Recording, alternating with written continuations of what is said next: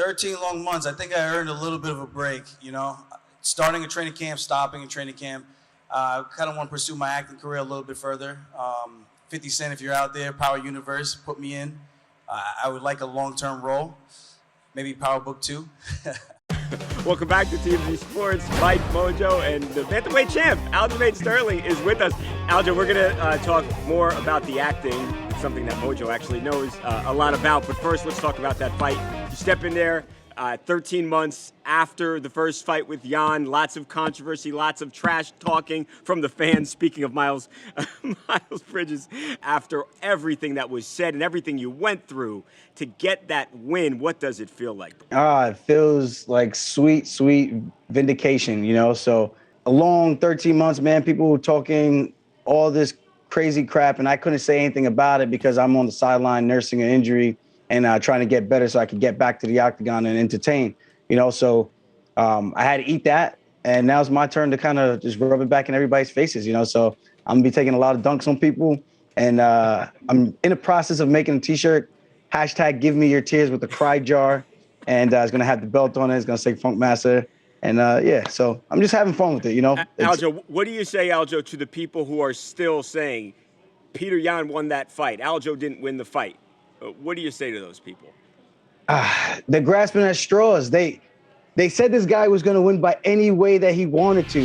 They say, oh, Aljo, you look great. You're in great shape, but Jan by murder. Oh, really? So now you're grasping at him winning the first round by understriking me? Like, I thought he was supposed to dominate. He was supposed to walk through me. He didn't. 5-1 underdog. Your boy's on top. Now, Aljo, now the question is, as it always is, what is next? Is it, you brought up TJ Dillashaw in the octagon. Jan has demanded a rematch. What's next, man? Who is the next guy? It's nice to be the king at top. We got a lot of options. As for right now, man, I definitely deserve a break. I haven't been able to travel since COVID. I don't think any of us really have been able to do much over the past 2 years. So, you know, I'm taking a much-deserved break. My fiance finishes school in 2 weeks. So we're going to go on a little vacay, drink a couple drinks.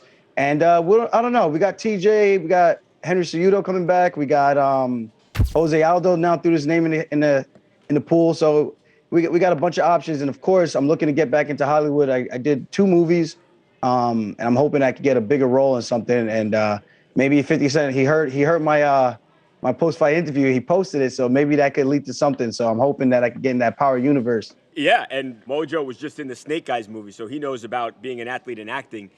Have you heard from anybody yet, or have your people, your manager, heard from anyone in 50 Cent's camp yet? And if not, what would you say to 50 now? We're trying, but if I could say something to 50 is like, we actually worked together on set before for his TV show For Life. So I'm hoping that's a kind of an in to get me back in there. But if I could say anything is like, hey man, we're both New York guys. We're both from the gutter, and we're trying to get on top, you know? So that's really it. Just a hardworking Long Islander and trying to find his way through this life. And so far so good. And I want to keep the spoils coming. Aljo, did you talk to Dana White? Dana said he thought the judges got it wrong.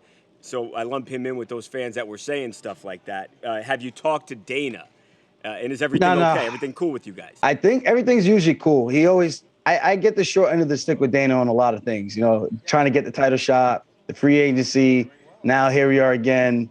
He didn't think I won the fight. I think everyone was just so clouded by the judgment of Jan being so invincible that the fact that I outstruck him, it just blows everyone's mind, and they just got to make up fake strikes that never landed or that were never thrown because the guy walked forward with the angry face and had an Arthur fist boiled up. That was it, you know. So we haven't had a chance to talk, but I think he's going to be here. We're going to have to sit down and figure some things out. Maybe have a nice little dinner and figure out what's the next options for me going forward. That belt is yours, despite what anybody says. UFC bantamweight champ.